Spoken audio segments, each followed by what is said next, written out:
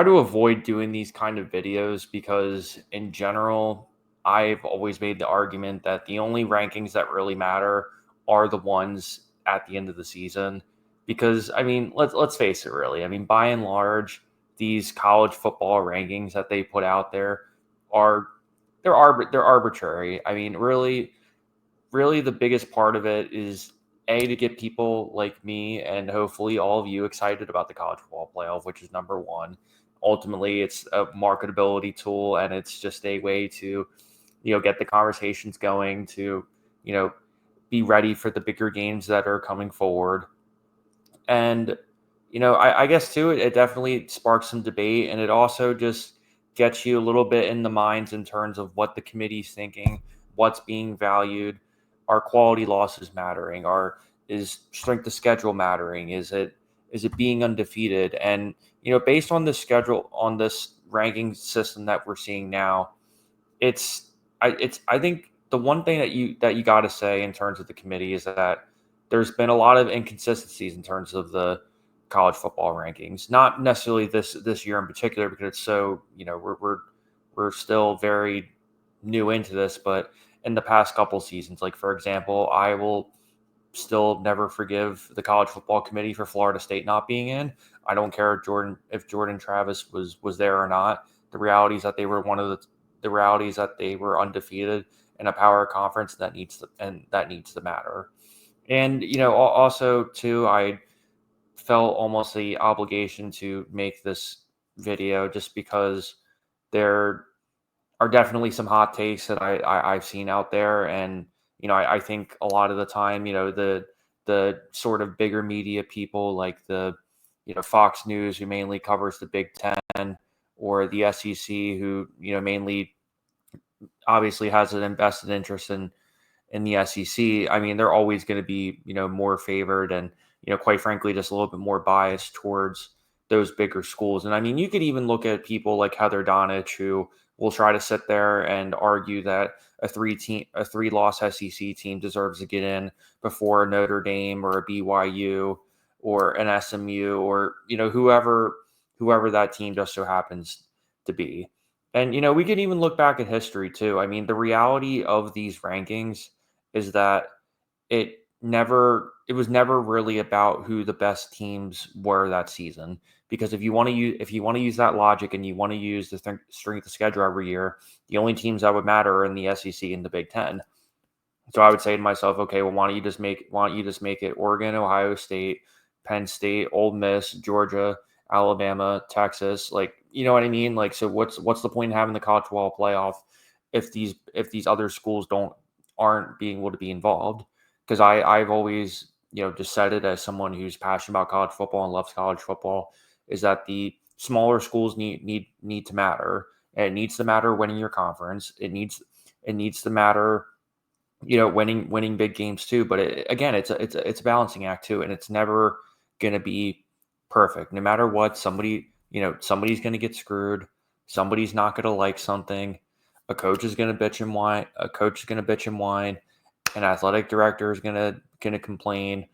A commissioner is going to say that this team shouldn't have done this or this person shouldn't have done that. But at the end of the day, the committees. The one thing I always admire is even when they got all that heat for Florida State not getting in, they had the conference and they quite frankly said, hey, we just thought that Florida State wasn't going to be competitive. Pretty much what they said is, hey, we didn't think Florida State was going to be competitive in that game. And, obviously, you can argue the merits of that. And you obviously know how I feel about it. But at the same time, just for them to have the balls to pretty much say, okay, this is our reason, I can sleep at night a little bit better knowing that they at least gave you some sort of reason, as opposed to kind of doing the Irish goodbye and saying, hey, that's the rankings. And, if you don't like it, you can just go home, or you can just not watch then. So with that said, I mean, obviously you look at the conference, you look at the power rankings here, and, obviously Oregon's number one, followed by Ohio State, Texas, Penn State, Indiana, BYU, Tennessee, Notre Dame, Miami, Alabama, Ole Miss, and Georgia would be topping out your top 12 as of now. And obviously, because Boise State is the top Group of 5 school, they would presumably, if it ended today, they would presumably get in over Georgia. Now, I don't necessarily disagree with the top teams necessarily. However, I do think you can argue, for example, that perhaps Notre Dame is a bit overranked in my opinion. Now, I know people are going to sit there and say, well, obviously the Northern Illinois game, that was way back when, and they're a different team now, and blah blah blah. And you could say the same thing about, oh well, they beat Texas A&M, but that was Mike Elko's first game, and this, that, or the other. But I think the one thing that I think a lot of people tend to mistake about when you're talking about resumes and you're talking about merits and who should get in and who's not is people tend to look at things in a present tense rather than the past tense. And if you were talking about the Notre Dame and Texas A&M in a past tense, I mean, Texas A&M was coming into the year as a top 25 team, and you can't sit there and say all of a sudden, oh well, since Texas A&M is a lot better now than they were in week one. Well, no shit, almost every team is better after week one, majority of the time. So it's like it's kind of this double standard that I tend to see a lot in college football. Is people tend to pick and choose which games are actually resume builders versus which ones are not, as opposed to sitting there objectively and saying, you know what, yes, was this game a little bit earlier into the season? Sure, there is a element to that, but at the same time, the problem that when you have that is you're almost clickbaiting, or you're picking and choosing which games are statement wins versus which ones aren't, as opposed to looking at a schedule and the full lens, and also conceptualizing too that hey, some of these teams were completely different situations than where they were a month ago. Obviously, you're going to have to go back and look at some box scores, and watch some old tape from previous games to figure out how exactly certain games ended, because obviously too, the score doesn't always tell the whole story. Like for the most part, you can go back and talk about the Florida Georgia game, for example. That Florida Georgia game was 2020, going into the fourth quarter, and then Georgia kind of ran away with it. Whereas, let's say you didn't watch any of that game at all, and you looked at the box score, you would say, okay, Georgia kind of just did their thing and took care of Florida. Nobody's talking about the fact that Florida hung in with Georgia for almost 3.5 quarters.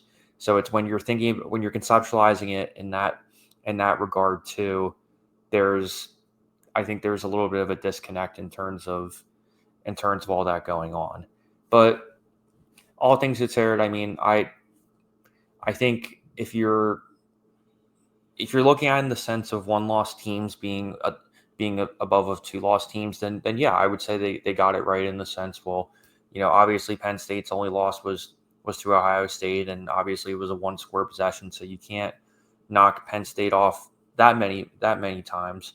And obviously people are going to come back and say, well, oh, they haven't played anybody this year, or oh, they're not dominating anybody. I'm like, well, they beat USC, for example, but at the same time too, what I always push, no matter what's going on, is the fact that Penn State at the end of the day is still playing power football, is still playing power conference football.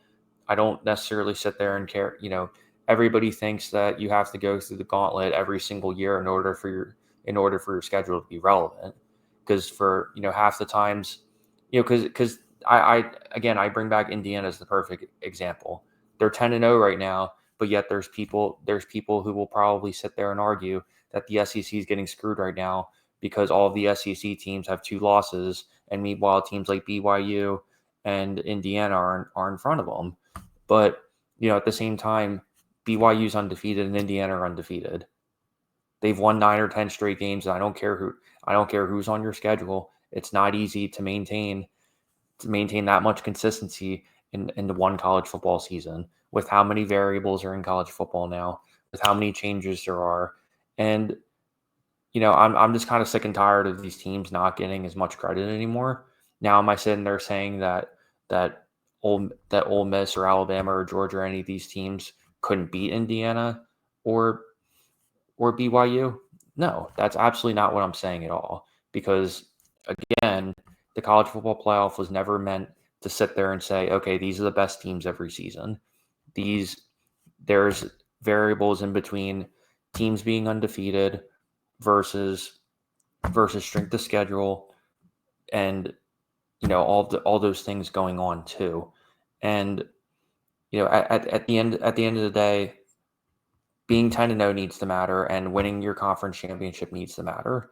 I personally, that was my one concern going into this whole thing at the beginning of the season in terms of the playoff was, is it still going to matter for you to win your conference championship? And so far, the way that they have it, yes, they've proven that winning your conference championship does matter. And quite frankly, I think that's a great way to have it. Having, obviously, you have, whoever wins the SEC gets in, the Big Ten, the ACC, and the Big 12, and that's exactly the way it should be.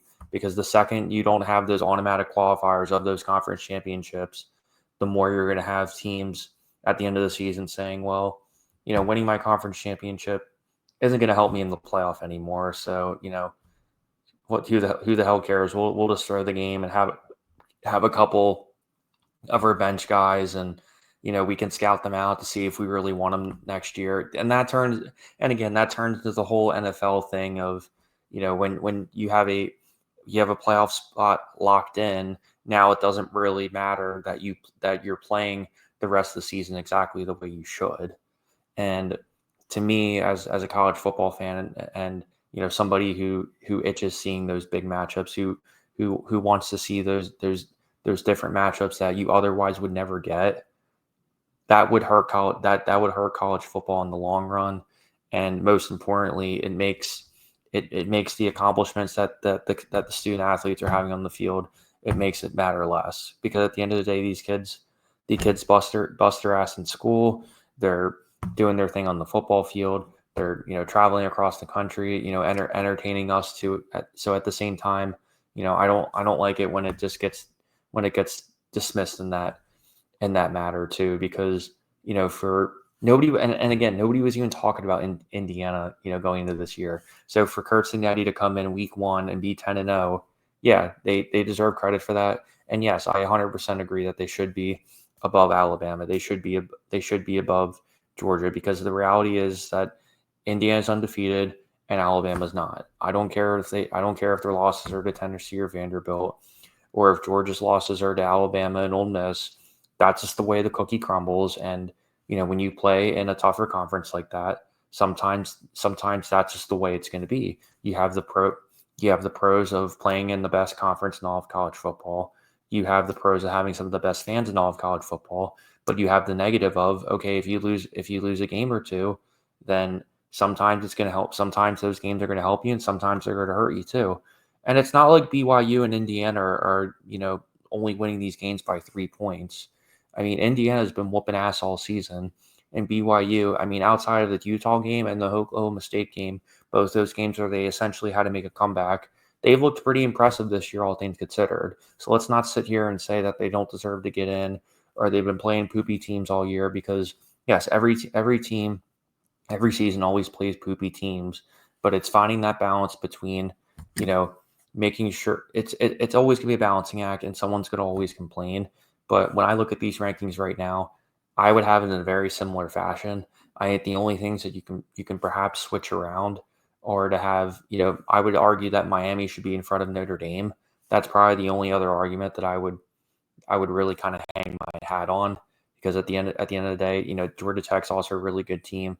And the fact too that Notre Dame should be a little bit more penalized for playing it as an independent too. If you want to have all the liberties of, having that freedom too, you also get the negatives of not having a conference game. So all things considered, I'm pretty happy with the way that this college football rankings has turned out, as arbitrary as I think it is.